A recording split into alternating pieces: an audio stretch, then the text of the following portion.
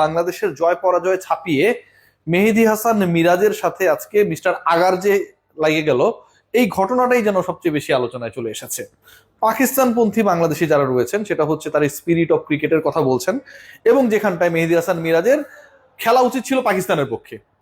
বাংলাদেশে অনেক সময় অনেকেই পাকিস্তানের পক্ষে খেলেছিল। মেহেদী হাসান মিরাজ এবং তার দল লিটন কুমার দাস এবং অন্য যারা ছিল মাঠে, তারা কেন পাকিস্তানের হয়ে খেললো না, এবং মিস্টার আগাকে কি কারণে আউট করার পরেও আম্পায়ারকে বইলা ক্রিজে রাখলো না, সেটার জন্য একটা বিশাল অন্যায় অপবাদ হয়ে গেছে। একজন ক্রিকেটার, যেই ক্রিকেটার তিনি খেলছেন একটা দলের হয়ে, সেই দলটার নাম হচ্ছে পাকিস্তান, এবং সেই দলের হয়ে তিনি খেলতে নেমে বাংলাদেশের হয়ে বল করিয়ে বাংলাদেশের বোলারকে কাম ফিল্ডারকে দেবেন। এই যে ঘটনাটা, এটা কি পৃথিবীর ক্রিকেট ইতিহাসে কোনো জায়গায় কোনোভাবে একসেপ্টেবল? কোনোভাবে একসেপ্টেবল না। এখানটা যদি আমরা খেয়াল করে দেখি যে একজন ক্রিকেটার তিনি ব্যাটিং করছেন, তার কাজ ব্যাট করা, তার কাজ কিন্তু বল কুড়িয়ে হচ্ছে বোলারকে দেয়া না। এবং মেহেদী হাসান মিরাজ যদি ওই বলটা না কুড়িয়ে, ওই বলটা না ধরে, স্ট্যাম্প না ভেঙে, বরং যেই ধরনের কর্মকাণ্ডে মিস্টার আগা যুক্ত হয়েছিলেন, সালমান যুক্ত তার নামের সাথে, সালমান বললে আবার তারা মাইন্ড করতে পারেন, ইন্ডিয়া একজন সালমান খান রয়েছেন, আবার তিনি পাকিস্তানের সালমান, যাই হোক, যদি অ্যাপিল করা হতো অবস্ট্রাক্টিং দ্য ফিল্ড এই ইস্যুতে, তারপরেও তো মিস্টার আগা আউট হয়ে যেতেন। একজন ক্রিকেটার দুই ধরনের আউট। একটা হচ্ছে তিনি ওই বল প্রথমত আটকাতে পারেন না, তিনি পপিং ক্রিজের বাইরে রয়েছেন, তার যে ওই মুহূর্তের পজিশন রয়েছে সেই পজিশনটা হচ্ছে পপিং ক্রিজের বাইরে, এবং তিনি he was towards the other end of the wicket. So ওই জায়গা থেকে যখন তিনি একটা বল ধরার চেষ্টা করছেন, ক্লিয়ারলি অবস্ট্রাক্টিং দ্য ফিল্ড। প্রথমত তিনি ধরতে পারেন না, দ্বিতীয়ত তিনি ধরতে গিয়ে ধরতে পারেন না, এরপর রান আউট হয়ে তিনি থুতু ছেটাচ্ছেন, খাঁটি বাংলা যেটাকে ছ্যাপ বলে। তো এই যে কর্মকাণ্ডটা তিনি করলেন, এবং এই কর্মকাণ্ডের খেসারত হিসেবে পাকিস্তানি কমেন্টেটর থেকে শুরু করে সবার দাবি হচ্ছে এখানটায় স্পিরিট অফ গেম বা ক্রিকেটে বিশাল ব্যত্যয় ঘটেছে, এবং মেহেদী হাসান মিরাজ এবং তার টিম এটা করেছে। ঘটনা অন্যভাবে সামলানো যেত। এই ধরনের গুরুবাক্য লঘুবাক্য আমরা বিভিন্ন জায়গায় দেখছি, এটা কোনোভাবেই completely unacceptable.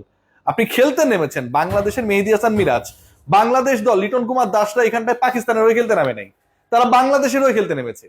Complete run out, যেই রান আউটটা একজন পাকিস্তানি ব্যাটারকে করা যেতেই পারে, সেই রান আউট না করে সেই ব্যাটারকে জীবন দিয়ে দেবে, এটা ভাই আন্তর্জাতিক ক্রিকেটে আনএক্সপেক্টেড।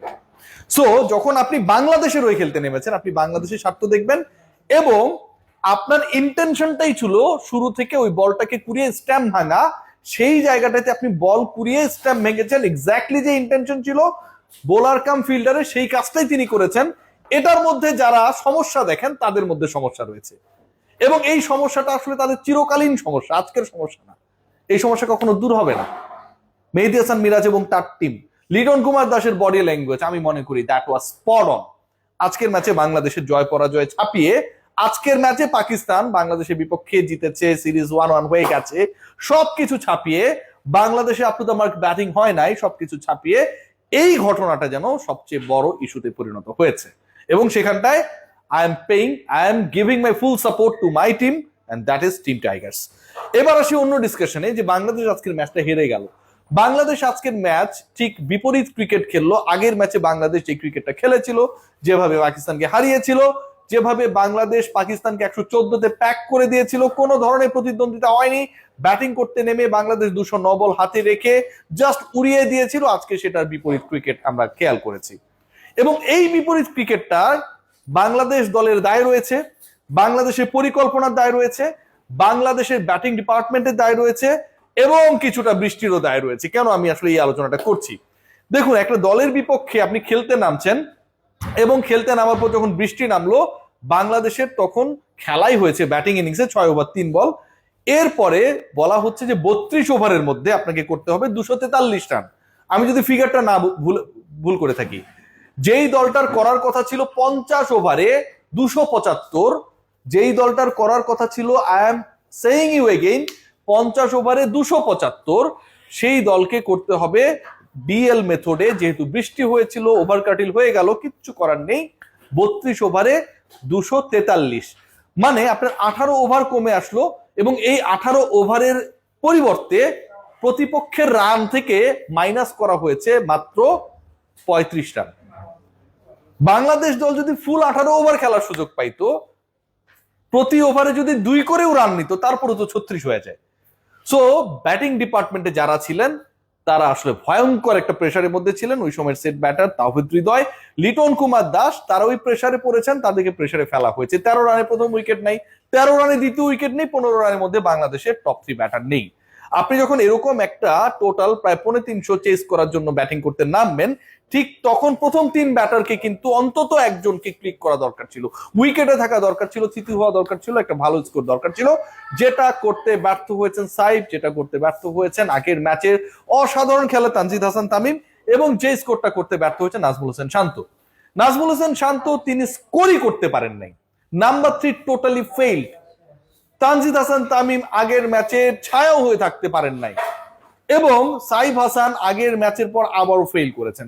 সো এই ঘটনাগুলো যখন ঘটবে, টপ 3 যখন 15 রানসের মধ্যে চলে যাবে, এরপরে বৃষ্টি নামবে, বৃষ্টির পরে যখন খেলা হবে, সেই খেলায় যখন আপনার দলকে করতে হবে 32 ওভারের মধ্যে 243 টু উইন দ্য ম্যাচ, যেই ম্যাচটা ছিল 50 ওভারে 275 টার্গেট ছিল, 3 উইকেট চলে যাওয়ার পর এটা কোয়াইট ডিফিকাল্ট। এবং লিটন কুমার দাস সেই জায়গাটায় চেষ্টা করেছেন, এলবিডব্লিউ তে আউট হয়ে যাওয়ার আগ পর্যন্ত তার চেষ্টা লক্ষণীয় ছিল।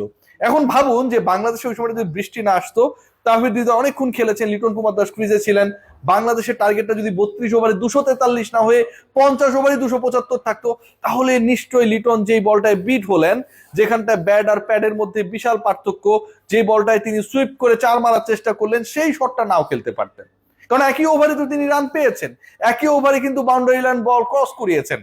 ঘটনাটা অন্যরকম করতে পারতো। Bangladesh totally unlucky here.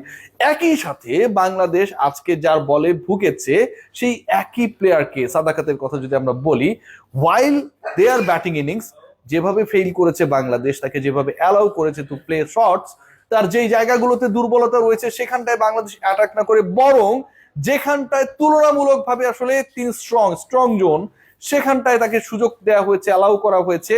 আমার কাছে মনে হয় এখানটাও বাংলাদেশের পরিকল্পনা ঘাটতি ছিল। এন্ড অফ দ্য ডে আজকের এই ম্যাচটা আমার কাছে মনে হয় একটা বড় লেসন বাংলাদেশের জন্য। লাস্ট ম্যাচে বাংলাদেশকে জিততে হবে, আদারওয়াইজ সিরিজটা হবে না, কারণ এক এক লেভেল এখন।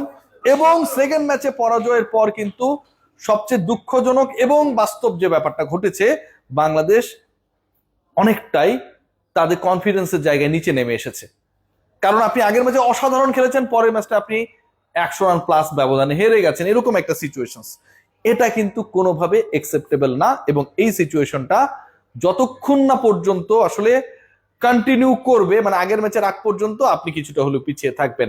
লাস্ট ম্যাচে বাংলাদেশ জিততে পারলে বাংলাদেশ সিরিজ জিতবে, বাংলাদেশ পাকিস্তানের বিপক্ষে আরো একবার ওয়ানডে সিরিজ জিতবে। লাস্ট ম্যাচে বাংলাদেশ জিততে পারলে বাংলাদেশের র্যাঙ্কিং যেটা এই মুহূর্তে 10 রয়েছে সেটা 9-এ চলে যাবে, কারণ you are beating a team যার র্যাঙ্ক হচ্ছে এই মুহূর্তে number 4 and you are at number 10।